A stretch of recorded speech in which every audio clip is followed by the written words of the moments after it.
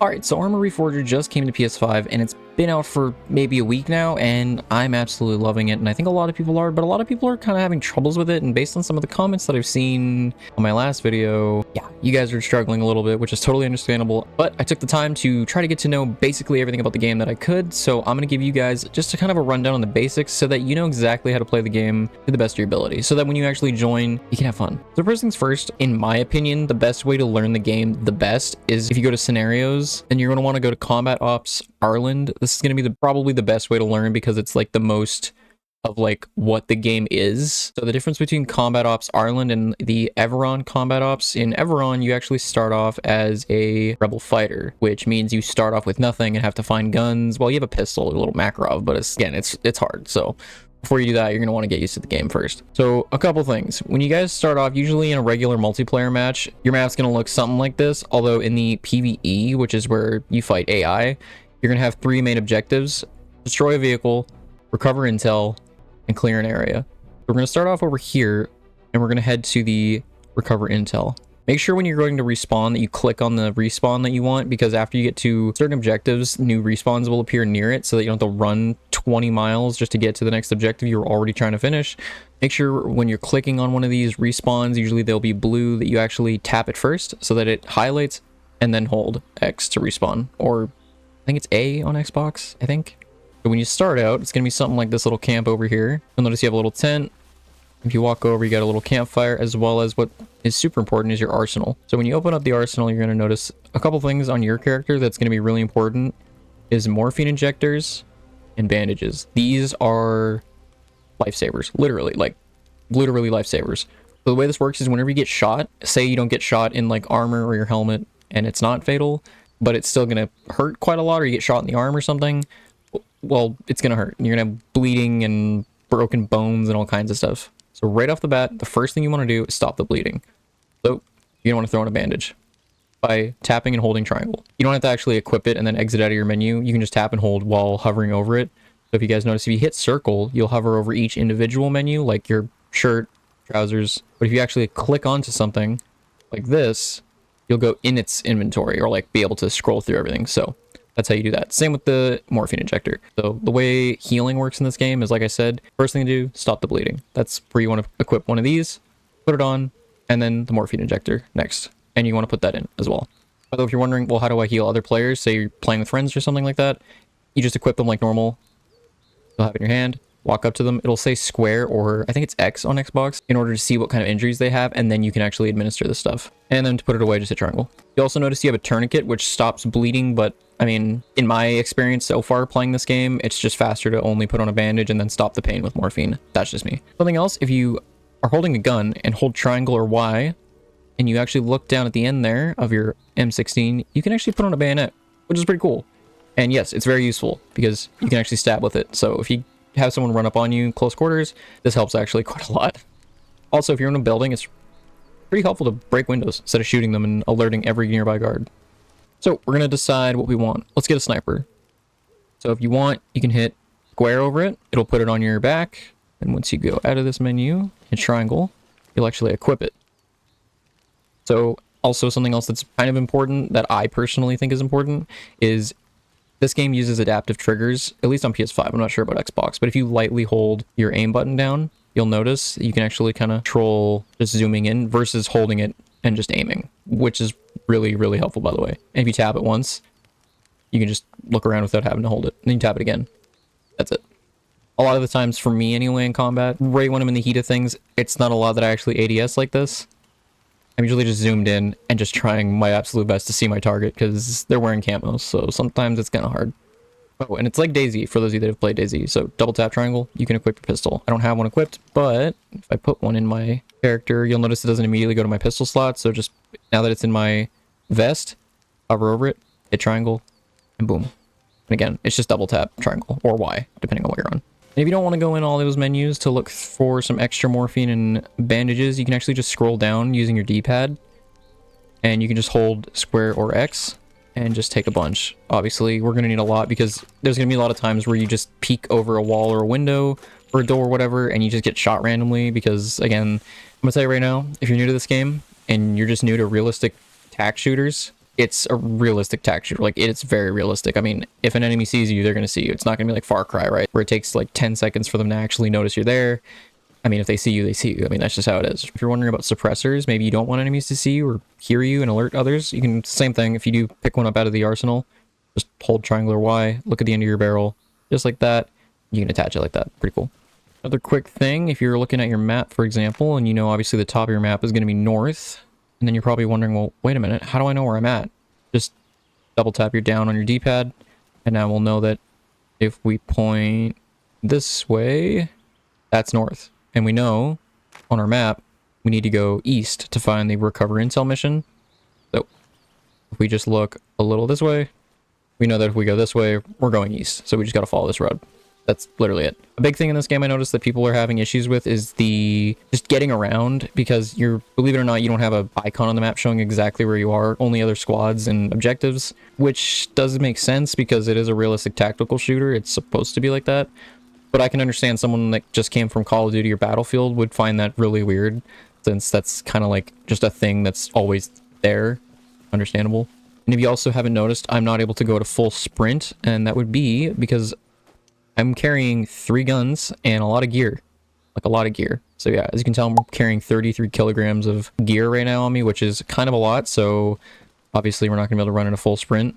Obviously, if you're carrying an LMG and then a rocket launcher, yeah, good luck. You're just going to go at a nice little smooth jog or a walk. It's not going to go much further than that. Also, this is probably not very important, but if you didn't know, you can also put your gun on safety. I don't know. Maybe you end up making a roleplay server from this game and players need to have their guns on safety unless told otherwise. I don't know. But guns have safety. So, cool feature. Say you shoot your whole magazine off and you're wondering why you haven't automatically reloaded your weapon. Well, yeah, that's not a thing in Arma Reforger or Arma. So yeah, you're going to have to hold square or X to manually put a new magazine in your gun. Yeah, this game's punishing. Another pretty important thing is if you hold down on your D-pad, you'll bring up binoculars, which obviously is kind of useful because being able to overlook an entire area as detailed as this comes in pretty handy. And if you look way over there, looks like we got a guy glitching out on the MG nest, but he's there, trust me. And in my last video I did, where we reviewed if Arma Reforger is worth it in 2024. Oh, we're getting shot at already. Okay. As I was saying, oh, it might even be him. Oh yeah, it is. I think he's the one shooting at us. Yep. As you can tell, they have insane range, which, I mean, again, he's probably also equipped with binoculars. AI in this game are very smart.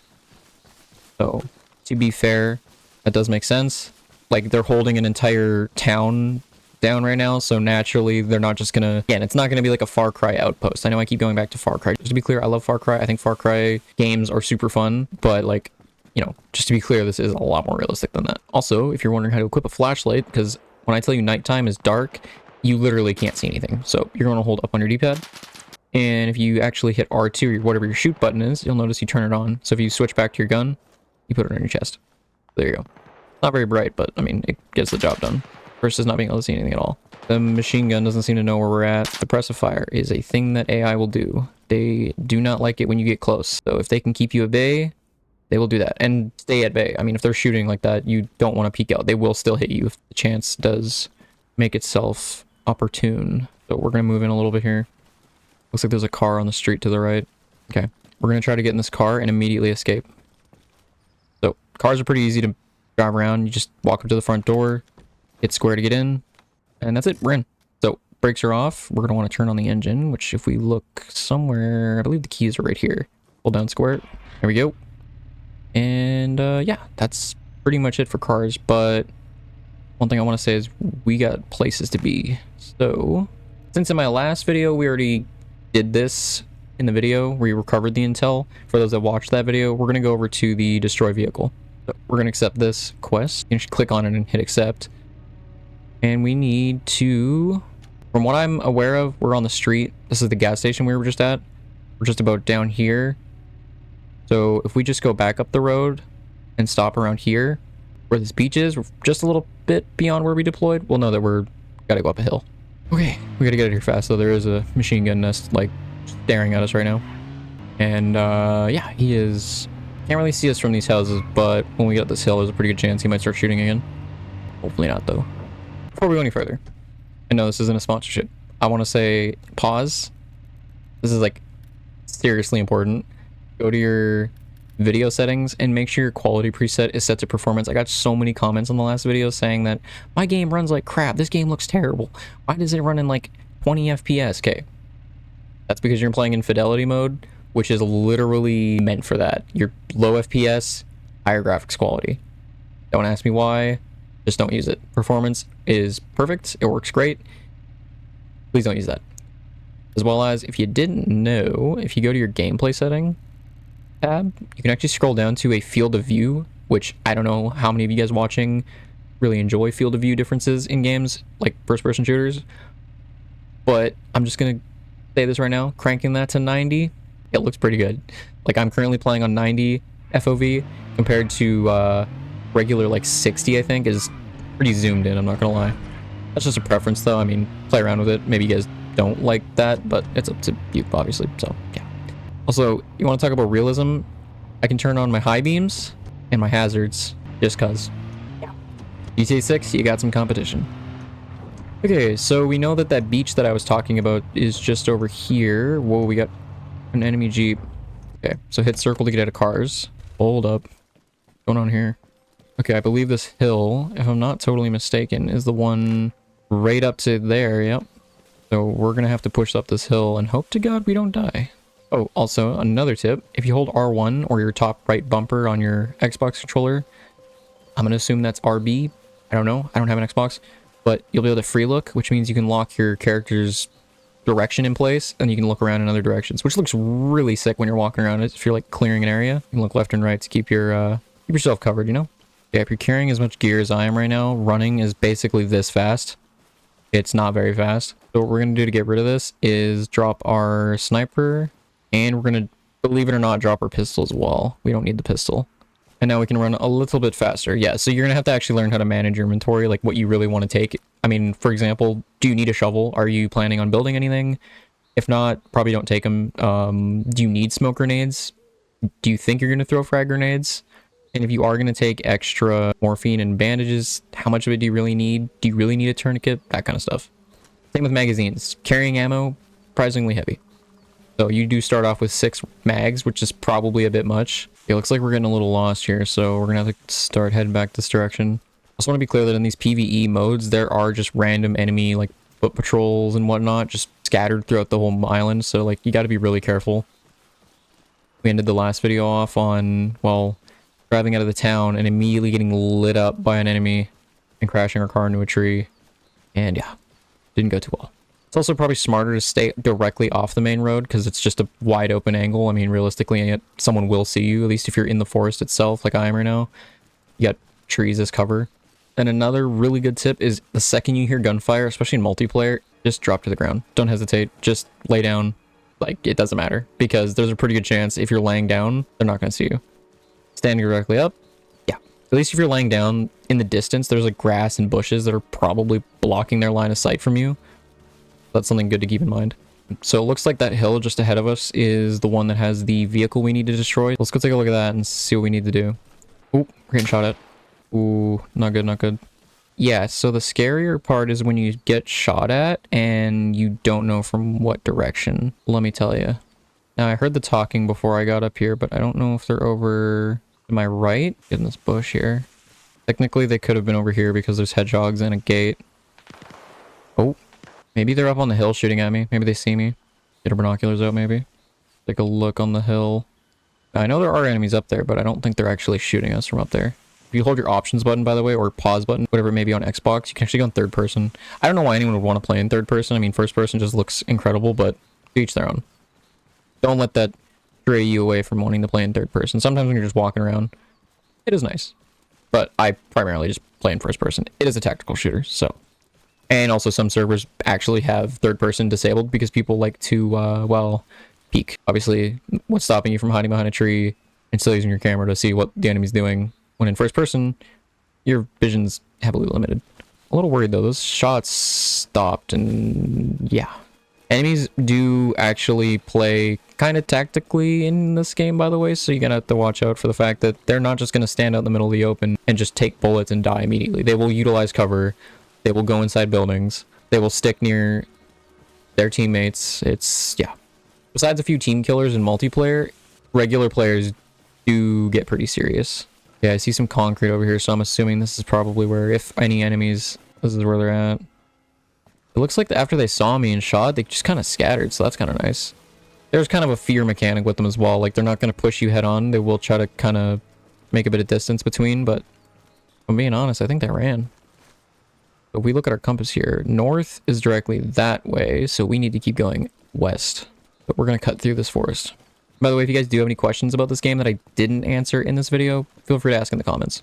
Also, if you guys want to see me make a Game Master video to show you guys how to set up your own custom scenarios, which, yes, is available on all platforms, let me know in the comments.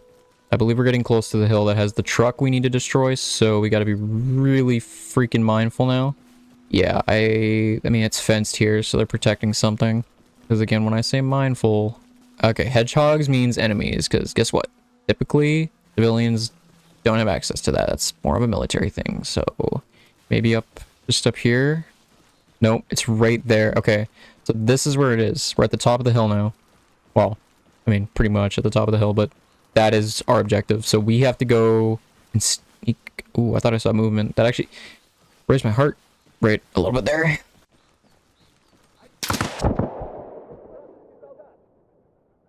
Looks like we immediately died, which I guess we just got shot in the back. That is something that quite frankly happens quite a lot. You will just sadly get shot in the back. I mean, it's just how it is. Something I just noticed is my original magazine that I started with had a round missing from it, which I find very interesting. Oh, also, there is a backpack you can bring with you that allows you to carry more, so... For the sake of switching things up, though, we are going to get a different gun. Oh, by the way, this take active weapon ammunition feature on the arsenal, so whatever gun you're holding will take ammo for that. So if you're like, oh, well, I needed rocket ammo, then just pull your rocket launcher out. Just because we have a backpack, I'd say it's safe to say we can bring quite a lot. Okay, so we'll bring this little AK, and I guess we'll press back on as long as we head a little southwest, so literally in this direction. If you actually look, the hill's up there and there's our car. It's actually not that far. Something else that people were also kind of commenting on the last video about was how just generally internet wise the servers were really laggy. Now I want to be completely clear, there are and I mean like there are a lot of different servers for Arma Reforger, so you got to make sure you're picking a server that's in your region. Like something like if it's high latency, naturally, like, it's not going to run well. If you're queuing up to a server that has, like, a 200 ping or 150, I mean, yeah, like, it's not going to run well. But there are so many servers, like, just look for a low ping server. That's what I'm going to do. Around the 70s is, like, pretty good. You're not going to notice anything. So if you're playing on a high ping 128 player server, yeah, I would expect, like, a lot of lagging and frame drops. That's just a lot. This game was originally on PC and only just ported to console, and it hasn't even received an update yet, so I would bide your time a little. But it's still totally playable, and there are, you know, there are plenty of alternatives. Okay, so we're gonna head back up this trail. Well, it's not really a trail, but... Ooh. Okay. Oh, to be clear, there are more guns in the game than what you saw in the arsenal just then. That's just this game mode. That's just what it provides. Again, like for the Game Master, if you're making your own custom scenarios, you can just add whatever you want. So that is totally up to you. And if you play on PC, you can make modded servers, if you didn't know. Which there is a pretty good chance that that's going to come to console soon. So also pretty cool. All right, we're back on this road. So that's the end of the town, I believe. To the left, then we need to go directly that way. Where the trees kind of just go up and down again. That would be the hill. The map might seem a little intimidating, and having no player icon on your map at first might seem kind of, well, again, intimidating and make it kind of difficult, but trust me, it doesn't take long to get all this stuff figured out. So if you're worried that you won't be able to get into the game, also if you didn't notice back there, I stepped on a stick and it made a branch snapping sound. This game just hits all the sweet spots, because naturally running through a forest or even sneaking through a forest with branches literally all over the ground, I mean, you're gonna eventually step on one and alert some enemies, especially in... Ooh, kind of startling myself by standing on them, I'm not gonna lie. This is funky little mushrooms. We've arrived at the hill again. Now this time we have to not die. That'd be kind of cool. I'm also 95% sure that really eerie music starts playing whenever you get near enemies. So yeah, I don't know. Maybe I'm just schizoing out a little bit. I'm pretty sure. But famous last words, am I right? Am I crazy, or did I just hear gunshots? Oh, crap. It is becoming nighttime. Okay, we're sticking to the right side of this cliff just for safety. Oh, there is a hole down there. What in... Hold on now. What the heck? I know I'm gonna fall if I even go near it, but like, that is really cool. There's just a cave down there. Yeah, when it comes to map design, I mean, this hits all the sweet spawns. Okay, there's the radio tower, so we know we're at the truck again. It's just a relatively straight line from spawn, nothing crazy. This is the part that sucks, though. We're gonna move up to that little rock, and then we're gonna just sneak our way up, I guess. Like, we got a guy over there who certainly sees us. If you ever get shot, by the way, and you fall over and you can't move and everything looks really dark, it's because you're now unconscious. So give it a little time and wake up, and you'll be good to go, but you will need to tend to your wounds, just so you know. This is really eerie. I don't like this. Yep. I'm being shot. I don't know from where. Right here. Oh, we were in semi-auto. I'm still new to this as well, so I'm kind of trash. Like, it actually does take planning. So if you're looking at this video as a, well, should I buy the game? Not really sure. Well, for starters, are you into super hardcore realistic shooters? Because if not, then please don't. I mean, don't waste your money, okay? Even if I was sponsored. Well, actually, if I was sponsored, I guess I'd legally have to tell you to, but I'm not sponsored. So this isn't your kind of thing. Just double check you know what you're getting into. Because if you're coming straight from Call of Duty thinking, I want a slightly harder... Yeah, I mean, this really, like, goes beyond what you're hoping, so yeah. It's not like Dark Souls hard, where it's just hard for the sake of being hard. It's like, it's hard because you have to, like, actually be super tactful about literally every decision you make. Like, realistic hard, not just, like, large health pool hard. Okay, so onto the servers. Like I said, you're gonna see a lot of servers pop up, and I mean a lot. So, for instance, if you look, I think somewhere it says the amount of servers that have appeared, somewhere, I believe. I think there's a number. I thought there was. Anyway, there's a lot of servers. Not the point that I'm trying to make, though. If you look, some of them, even though they have 128 people in them, there's only a 76 ping, which is actually really good. But, you know, so these are the kinds of servers you're going to want to join. The server right here, that is a 216 ping. Don't join that. That's not going to be a very fun experience. 113, that's cutting it close. You might be able to get away with it. A pretty decent experience. Still, there's other options. Just go for a server that's in your region. If you're going out of your way to pick a server that has over a 200 ping, believe it or not, you ain't gonna be having a lot of fun. So please don't do that. 128, that's a little too high. 116, that's pretty high. 209, again, 75, that's pretty good. You can also browse through community-made ones or official servers made by, obviously, Bohemia Interactive. The nice thing about these official servers is it tells you where the servers are located. So, for example, this one is in New York in the United States, and this one's in Missouri. At least I think MI is Missouri. And I'm pretty sure this one's Sydney, Australia, which is why the ping is 200. So you kind of understand how it works. Anyway, that's literally it. So if you guys decided you didn't want to go through the literal training thing they have in game and you want to just kind of get into the gameplay a little faster, then that's about it. Those are the basics. After that, it's really just playing over and over and just getting better and better and more tactful at everything you do. And it's pretty much it. Everything I showed you is like the complete basics. I mean, everything else from this point on is literally just how you decide to play. That's it for the video. See you guys later.